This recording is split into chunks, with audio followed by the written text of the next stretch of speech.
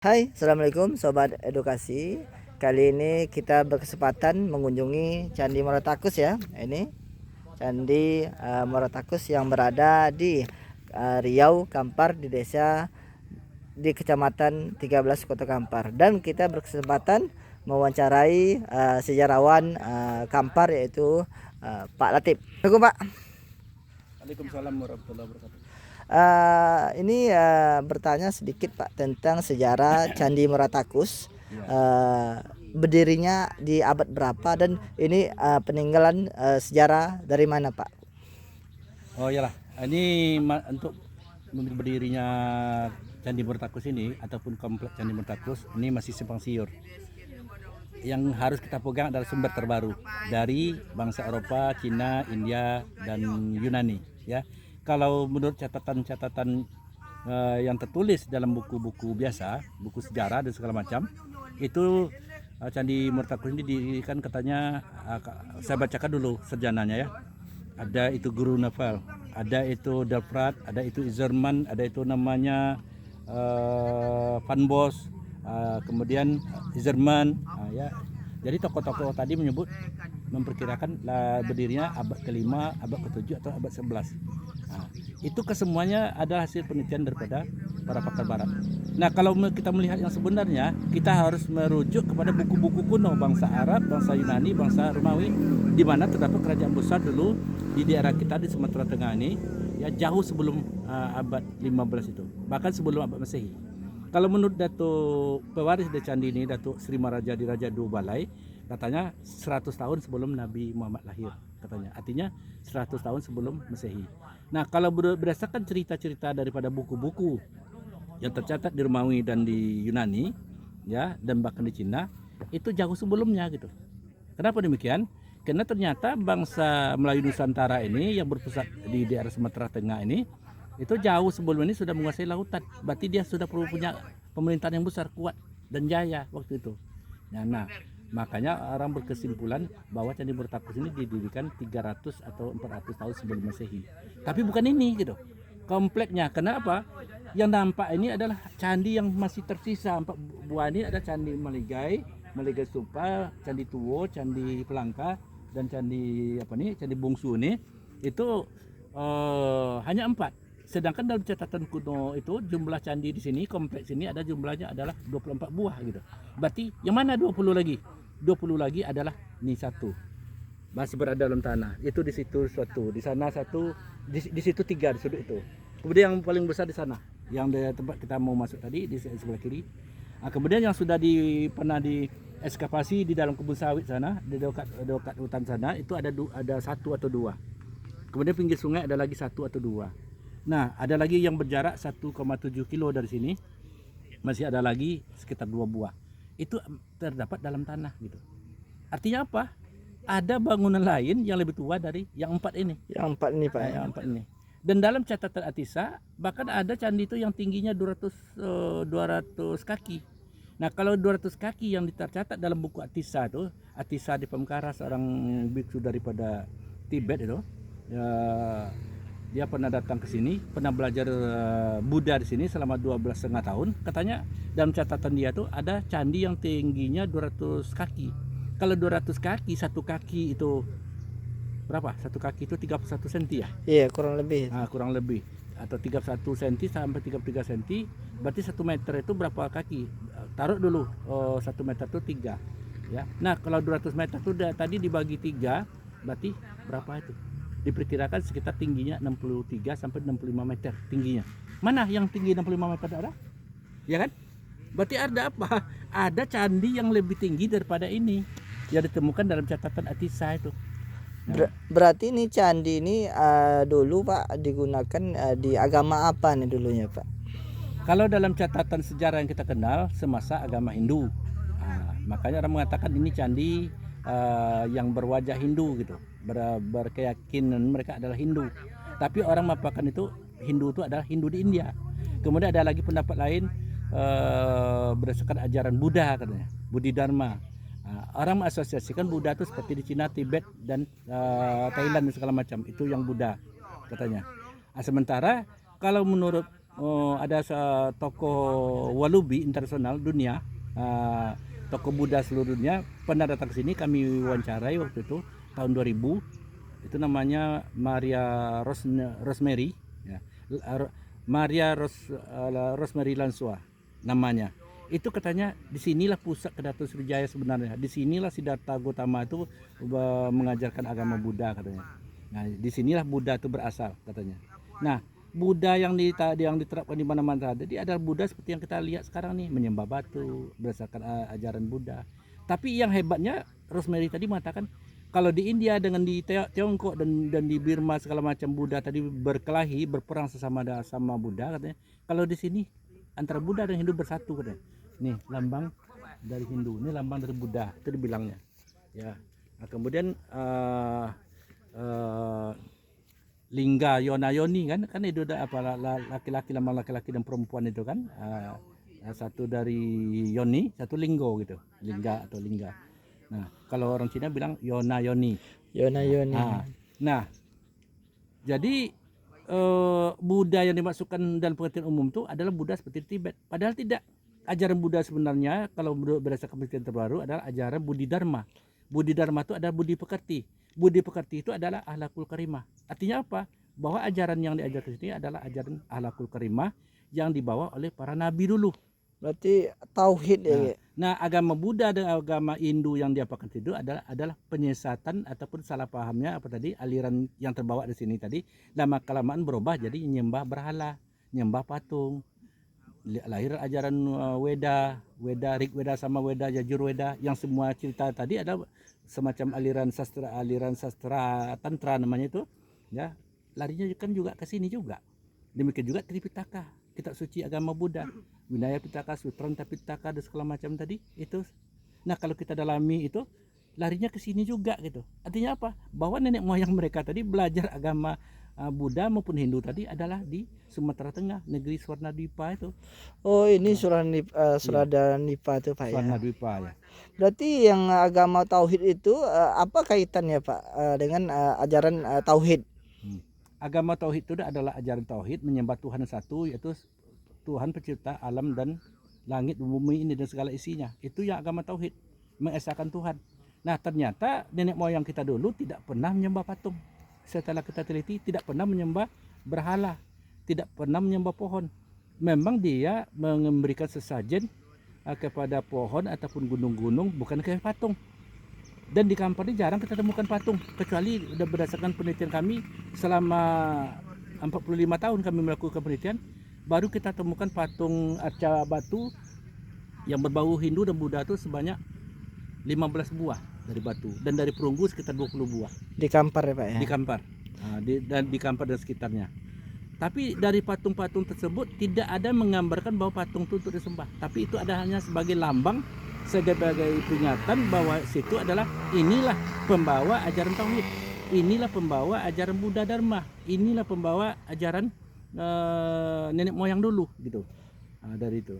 Berarti di sekitaran Candi Moratakus ini ada dijumpai patung Pak? Di sekitar sini waktu ini direhab semasa Bapak Soeharto pernah, tapi sudah terputus-putus. Nih kita tengok, itu tuh adalah patung singa dulunya. Yang di sini, singa, ya. Yang di sini Pak ya. Arca singa nih. Ada lagi mengatakan ini tempat menumbuk tepung, gitu. Padahal ini tidak bagian, kalau kita tengok peta-peta lama. Tapi karena masuknya Islam ini dihancurkan itu agar orang-orang tidak lagi menyembah patung gitu. Ini adalah bagian daripada kepalanya nih. Bagian kepalanya. Ini bagian kepala ya Pak ya. Bagian kepala sudah pecah-pecah. Karena orang Cina ada beberapa orang datang sini dan ini dia melakukan penyembahan segala macam dan ada yang merusak gitu. Kemudian untuk diketahui juga tahun 1010 berarti abad 11 tentara Chola pernah menyerang. Kenapa? Dia mau mengalihkan kiblat agar daripada Hindu dan Buddha ini kembali ke Nalanda, India. Dikembalikan ke sana. Jadi di sini dihilangkan. Sebetulnya itu bukan itu saja. Di samping mengalihkan pusat pemujaan, tapi juga adalah sebagai tempat balas dendam. Karena pada abad 11 itu kedatangan Chola tadi, negeri kita ini sudah Islam. Sudah diperintah. Di abad berapa tuh Pak? masuknya Islam ke daerah Kampar abad tahun 624 Masehi, berarti abad ke-7. Ada buktinya kok. Abad ke-7. Ada peninggalannya. Abad menjelang Iya. abad ke-7 udah Islam ya Kampar ya Pak ya. Iya. Bukan sudah datang utusan Rasulullah sahabat Nabi ke sini. Oh, Buktinya ada. Nanti kita tersendiri kita uraikan. Saya siapkan buku saya dulu. Berarti di abad ke-7 di Kampar sudah Islam ya Pak ya. Sudah masuk Islam. Sudah masuk tahun Islam. 624. Ada buktinya. Ada buktinya Pak. Ini Dan menarik. kalau mau baca bukti-bukti itu, baca buku Al-Ahbaru Minasin wal Hin yang ditulis pada abad 9. Yang ditulis oleh Ibnu Zaid, dan satu lagi ditulis oleh Bu Fida. Itu tentang sejarah kita jelas. Kemudian juga ada ditulis di Turki atau di Granada itu masih ada tertinggal surat dari raja sini. Namanya Sri Maharaja Diraja Indrawarman mengirim surat kepada penguasa Timur Tengah ataupun semenanjung Arab, namanya Umar bin Abdul Aziz. Umar bin Abdul Aziz. Pada abad ke-8 enggak salah tuh. Tahun 723 Masehi. Berarti abad ke-7 Pak ya. Abad ke-8. Abad ke-8 ya Pak. Berarti ini Candi Muratakus ini Pak. Ini yang dipikiran. Tunggu dulu, saya bacakan isi suratnya. Oke. Kepada Baginda yang Maha Mulia, yang menyembah Tuhan yang satu, artinya Islam. Itu Umar bin Abdul Aziz. Terimalah hadiah dari kami ini sebagai hubungan silaturahmi di antara kita, katanya, di antara kerajaan kita, yang harganya tidak seberapa, kata, tapi mudah-mudahan bisa menguatkan hubungan di antara kita, katanya. Negeri kami, katanya, ada diapit oleh dua sungai. Dua sungai apa? Yang besar, Sungai Kampar kiri, Sampar kanan, yang di ujungnya Muratakus. Kan ini letaknya. Ini kemudian dia ditumbuhi oleh kayu garu dan kayu cendana dan kayu Kampar, katanya. Kan kita penghasil garu dan cendana sampai sekarang kan. Cendana dan garu sudah mulai langka ya. Kayu Kampar sudah punah, tapi masih ada tanda-tanda dan sisa-sisanya. Nah, datang ke negeri kami, tolong kirimkan seorang guru agama, katanya, agar kami belajar tentang Islam, katanya. Islam. Ya. Nah, itu jelas suratnya. Capnya ada. Capnya masih ada di Kampar kok, terbuat dari perunggu. Terbuat dari perunggu, Pak ya. Surat dari datu ataupun dari penguasa Muratakus itu. Diperkirakan itu Sri Maharaja Indrawarman itu. Sri Maharaja Indrawarman. Capnya terbuat dari perunggu, bisa kita klaim itu cap tertua di dunia gitu. Cap tertua. Jelas. Ini menarik nih Pak ya. Kita lagi menulis buku tentang ini. Berarti ini Candi Muratakus ini Pak diprediksi dibangunnya di abad berapa Pak? Itulah pendapat tadi yang mengatakan, karena kalau Belanda kan katanya abad 5, 7, 8, 9 kan gitu kan. Belanda membuat sejarah itu bukannya untuk meneluskan sejarah, tapi untuk kepentingan penjajah Belanda, untuk mengadu domba kita gitu. Sementara dalam catatan-catatan lama 300 tahun sebelum Masehi sudah ada. Tapi apakah di sini atau di tempat lain? Kan banyak lagi candi di sini. Candi, ya, Pak, negeri kita terkenal dengan negeri 1000 candi. 1000 candi. Ini baru saya bocorkan penelitian saya. Ini baru satu komplek. Sementara di sekitar ini ada 13 komplek candi lagi. Luas ya Pak 13. Ya? Nah, yang terjauh adalah radiusnya berapa kilometer dari sini ini? Sekitar 60 km lah dari sini. Komplek. Itu komplek. Komplek ya. Artinya satu komplek tadi terdiri dari beberapa candi. Ya. Di mana-mana saja komplek itu tadi, itu yang 13 tadi. Yang paling dekat sini di Tanjung ada. Sudah itu Bandar Pica ada. Bandar Pica. Di Tanjung di Sebalyang itu masih ada lagi. Ada tanda-tanda dan pernah dilakukan apa. Sudah itu di pinggir sungai di Tanjung masih ada. Kemudian di Kuok ada 2, kiri dan kanan. Oh, ada di Kuok ya Pak ya. Di Muara Mahat ada 2. Pernah kami tengok. Candi ya Pak. Candi. Ada terbuat dari batu bata, ada terbuat dari batu tuk seperti ini. Yang di Muara Mahat. Iya ya. Dan yang dari Kuok itu dari batu bata juga. Kemudian yang di Sumatera Barat ada 2. Tepatnya itu di daerah Gelugur. Gelugur Pak ya. Di Kapur 9. Ada kaitannya di sini Pak? Ada. Ini itu dengan Padang Roco. Padang Roco Pak ya. Ini sambungan dari sini nih. Yang 13 komplek itu semuanya yang tercatat dalam itu negeri 1000 candi itu kan kita. Negeri Matangkari, negeri 1000 candi itu. Ini ya. Sejarah yang baru yang saya yang luar biasa. Itu kan pakar-pakar tuh menyembunyikan itu. Padahal ini catatan itu jelas dalam buku-buku kuno. Kalau kita mau bicara masalah nenek moyang Nusantara itu jangan kita baca hanya uraikan catatan-catatan Belanda dan Inggris. Orang penjajah tadi dia menulis sejarah konsep apanya? prinsipnya dia mau menjajah tuh. Kan prinsip apanya kan 3 goal. Glory, gospel, gold kan, emas, kejayaan dan kemuliaan kan, apa tadi. Nah, kemudian orang tadi menjajah tadi bukannya untuk apa, menjajah secara ekonomi dan untuk menghancurkan negeri itu supaya lama dikuasai. Bagaimana caranya? Itu diadu domba. Apa diantaranya? Satu, untuk menguasai suatu negeri, maka pertama hancurkanlah situs-situsnya. Kan itu dari orang Yahudi itu kan, dari VOC dan dari apa tuh mengatakan hancurkan situs-situsnya. Yang kedua putar balik ke sejarahnya. Yang tua dibilang muda, yang muda dibilang ini dari sana, ini dari sini. Nah, yang lama dibilang baru, yang baru dibilang lama. Nah, kalau perlu dihilang. Yang ketiga apa? Putuskan hubungan antara generasi muda dengan nenek moyangnya supaya mereka tidak tahu kejayaan nenek moyang Nusantara. Ternyata seperti itu kan. Tidak tahu orang sejarah ini negeri kita nih, kebesaran negeri kita.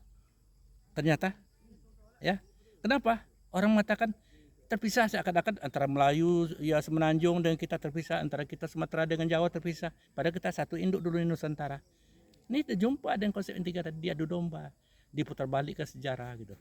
Diputuskan hubungan. Padahal nenek moyang Nusantara ini ada bangsa pertama kali mengelilingi dunia. Tercatat dalam buku Yunani tahun 250 sampai 400 tahun sebelum Masehi. Bayangkan 250 tahun sebelum Nabi Isa lahir sudah ada catatan tentang negeri kita ini di sana. Tentang Kamper. Kenapa sampai tertutup? Ya, memang yang ditulis itu Kamper kan. Zaman Firaun tertulis juga Kamper. Nah, soalnya istilah Kamper itu banyak, nanti kita terangkan dalam waktu tersendiri nanti. Oke, berarti singkat sejarah Pak. Terima kasih atas sejarah singkatnya Pak Latif ya. Teman ikuti terus sejarah-sejarah bersama saya tentang sejarah yang ada di jejak peradaban Melayu ataupun di Nusantara ini. Karena sejarah-sejarah kita ini banyak yang belum kita ketahui dan ini masih kita telusuri dan telusuri. Oke, terima kasih. Assalamualaikum. Ikuti terus. Sampai jumpa.